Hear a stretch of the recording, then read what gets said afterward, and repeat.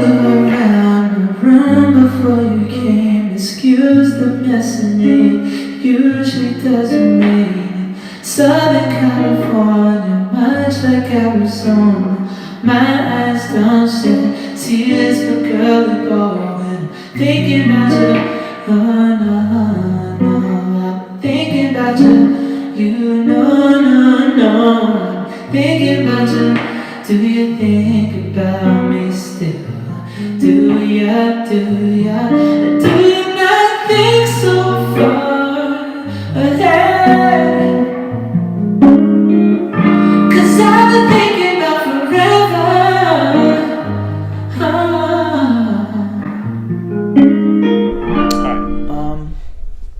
I'm just gonna wing it. If I suck, let me know. Yeah, when I was young, I would start by listening to Italian music. Like when I was a kid, my grandma would be playing it, my mom would be playing it.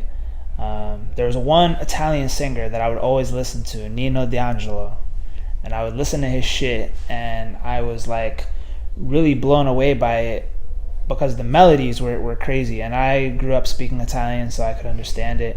And I was like known in the family as like that young kid who was able to like perform at like 5 years old with no fear. And then aside from that, I was always curious about like piano and guitar, and I was fiddling around with it as a kid, like 5-6 years old, but I don't know, I guess I never took it like super serious when I was a kid because I didn't know how. But once I got into middle school, it was the time when I was like really, getting books. I told my father to buy me a book on piano, and I would just read it and like try to follow exactly what was in that book, and I would teach myself chords. And then I got my first electric guitar when I was, I think, 11 or 12.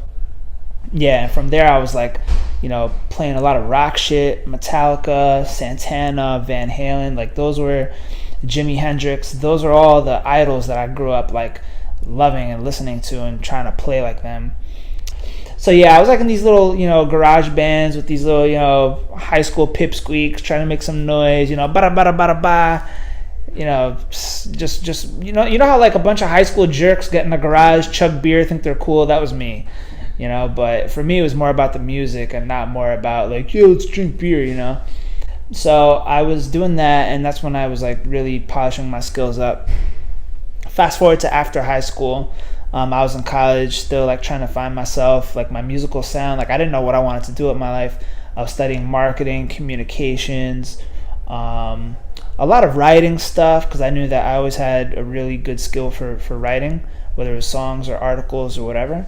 And then I went away to Cortland, which I kind of separated from music when I went away because I was feeling at the time with life overwhelmed, a little stressed, shit going on in my personal life, whatever. And I totally detached from it all. I went to Cortland and basically just focused on education for like that 3-year period. Probably a little bit too much partying, to be honest with you, but you got to do what you got to do, whatever.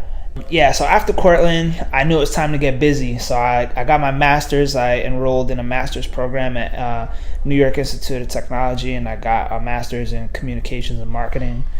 And from there, I hit the job search, because I knew that like while I was pursuing music at that time, I was doing shows, I was building a personal brand, I was doing all sorts of stuff, writing and producing for upcoming artists, major artists. At that time, I had some connections with some producers who were doing big things, and I still felt that it wasn't enough. Like I still knew that I needed that educational backbone, so that's why I ended up getting my master's. And then I was also working at the time for a consulting company, doing some very, very light marketing work. And then from there, I was at an agency. That's where I learned all about social media strategy, SEO, content marketing, marketing automation, email marketing, how to write landing page copy, how to produce articles, how to align the personas and the user journeys to the keywords, like all sorts of crazy stuff. I basically had built up a really strong reputation in the marketing community, because there is like a marketing community online and it's huge. But within the marketing community, there's segments of micro communities. So the micro community that I happen to make a little bit of noise in, not a lot, a little bit, was the SEO, the search engine optimization community. And word just gets out, that that you know what you're doing, that you're on top of your game. And I write a lot of articles on this. In the business world, they call it something cheesy, like they call it thought leadership, which I think is the most corny, cheesiest shit you can ever call it. Really, all it is you're taking the knowledge that you know and you're sharing it in an actionable way. You're showing a case study, how you did something for a company, like how I increased Sales Hackers organic traffic by 30% in 6 months. I did a breakdown of like another company's marketing. So like I crawled their website, did like a link analysis. I did a link analysis of Udemy, of all their search engine marketing stuff. So basically step one was getting like confident in my own skills through like my agency work kind of prepared me for that. Then at the tech company, I got more and more prepared by just doing it repetitively over and over again. And then the word got out that like I was good at what I do, and people just by like word of mouth were saying, hey, I know this really great guy, because they ask all the time, how do I find somebody who can help me with this, who can help me with getting my rankings? Everybody wants to get their rankings high in Google. How do I show up in Google on page 1 for this keyword? And the word just got out, naturally, that I know how to do that. And now it's at the point where I'm turning down like clients left and right, because number one, I have my responsibilities to Sales Hacker. I have 2 side clients right now, and I do my music work on an ongoing basis, and I'm relaunching my own website, which is going to be a content hub for upcoming musicians, artists, creatives, entrepreneurs who want to learn how to market themselves the right way. It's really hard to do now, especially because there's so much noise. Everywhere you look, if you go on SoundCloud right now, there's a million things you can listen to. Everybody in the world does music or does something. In the music industry, they say like, it's the I do that too syndrome, where like, oh, you do music? Yeah, I do it too. Like the I do music syndrome, like no matter who you talk to, someone does music. Like, so yeah. Long story short, it happened without me even trying. I put out articles that showed that like I was busy and active and doing stuff, and through word of mouth, it just kind of happened. So yeah, I'm maxed out, but it's good so far. Yeah. So if you're in professional services and you want to learn about how to better target your audience, you got to think about it from 4 major perspectives. The top of the funnel. So this is like, they don't even really, and this is in the mind of your buyer, they're not even thinking about getting their taxes done. They just want to see something cool about tax information, like the coolest tax deductible things that you never knew existed. That would be something that's considered top of the funnel.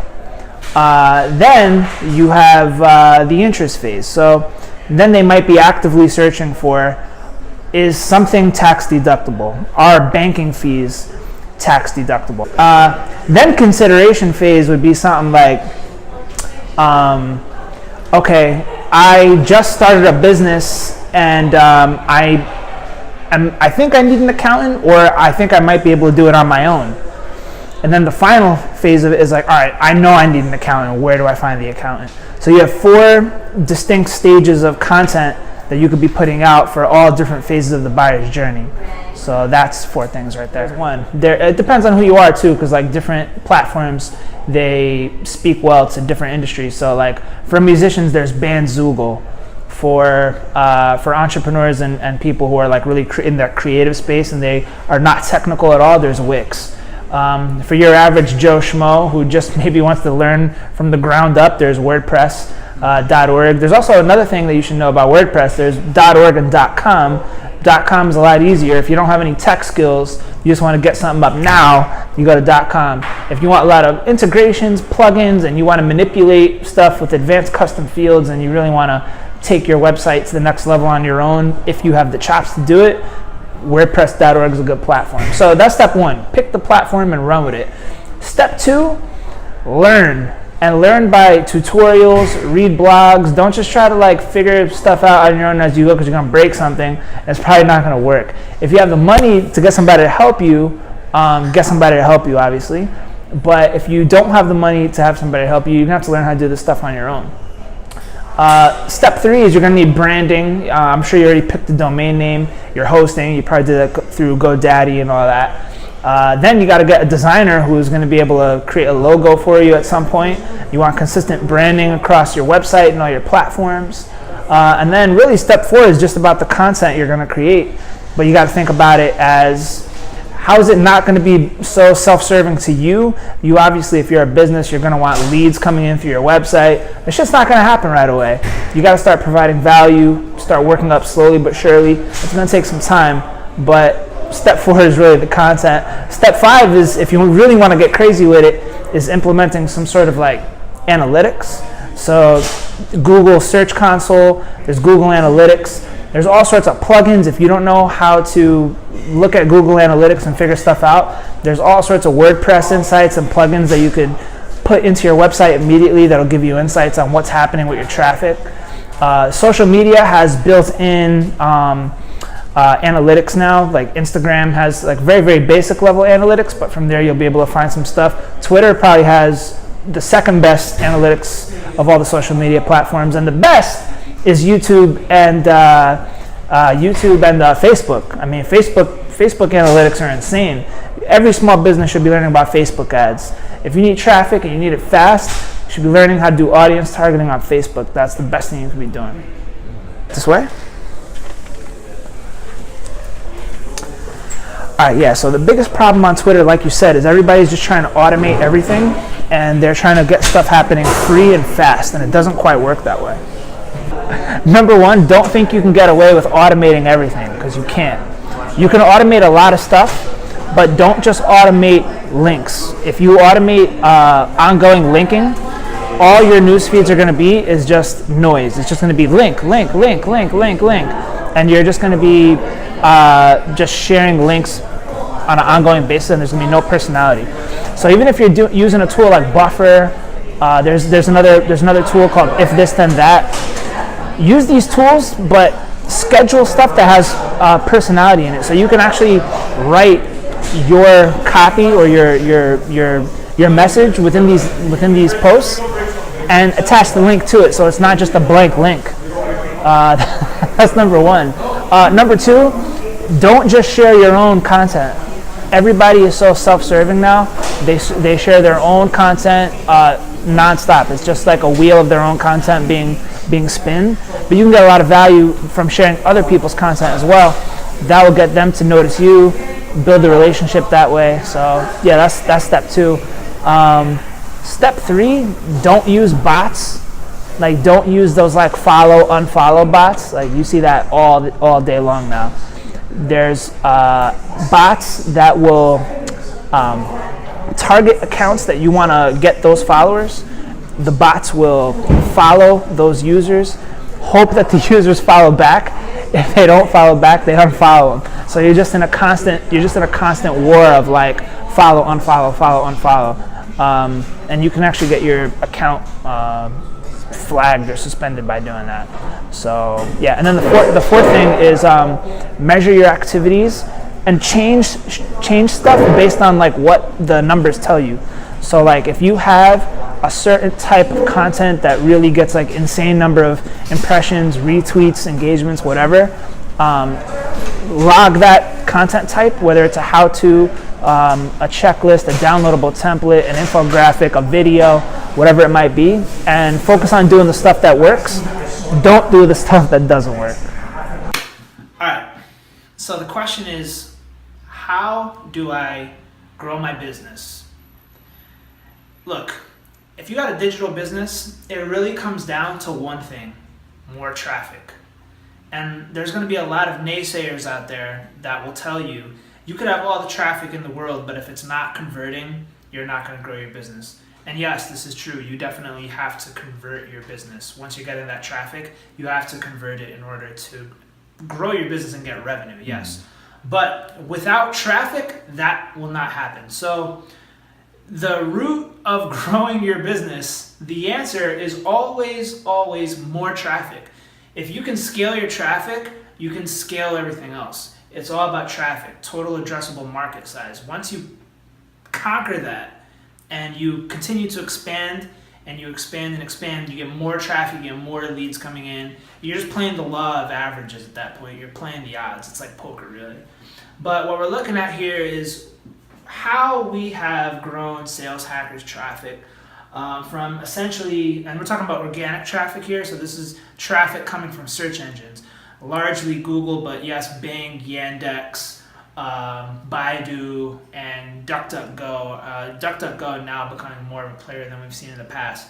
But we're largely looking at Google traffic, and we've taken it from, in the beginning of this year, essentially nothing or very, very, very little Google traffic for branded terms only, to now we have skyrocketed organic traffic to 10,000 organic keywords, around 60,000 organic views per month from around 10,000 organic views per month. So from January till now, we have more than doubled it, nearly tripled it.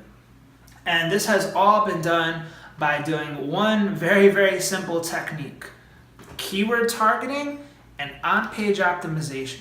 You find the keywords that you want to rank for that are relevant to your business. You structure your content in a way that's favorable to that keyword targeting. And you make sure, number 3, that the engagement is really, really good. So you could have the best targeting in the world, but if your content sucks, nobody's going to read it. They're going to bounce off the page and you're never going to rank. So that's what we've been doing. And to build off that, we've been doing very, very little public relations and link building. So we haven't even been doing any outreach and getting our shit, featured in Huffington Post or whatever. We've just been doing a good old-fashioned keyword research, keyword targeting, making good content.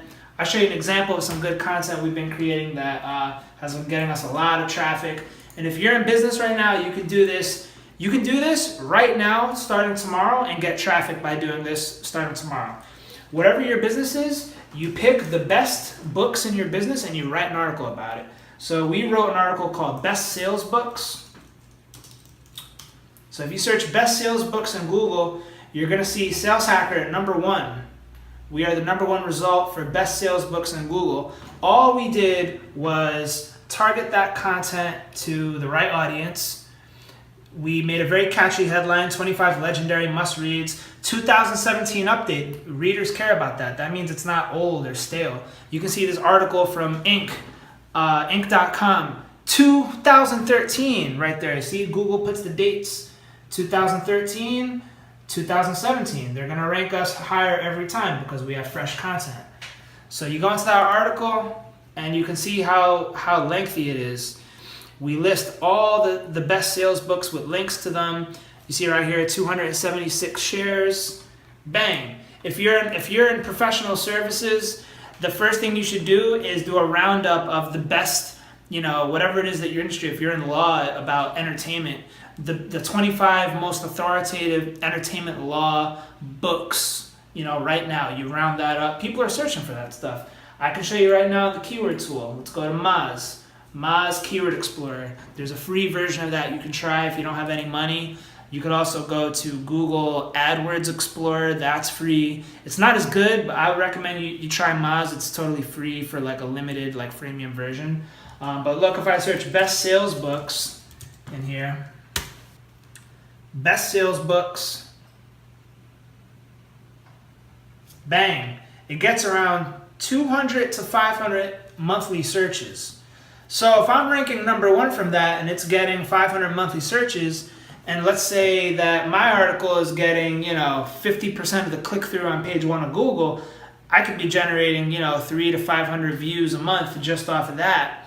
Not to mention all the different long tail combinations of things people are searching for, which also add up. So ranking number 1 for a keyword like this can get you thousands of views per month. I can tell you right now that we get about 10,000 views a month just from that article alone. So if you want to grow your business, grow your traffic first. You heard it from me. Bang. Oh my God. Well, no, I tell you where I don't see myself, and that's in a fucking office somewhere. I think I see myself probably as an educator. You know what I mean? Definitely sharing the knowledge that I have with people who don't know.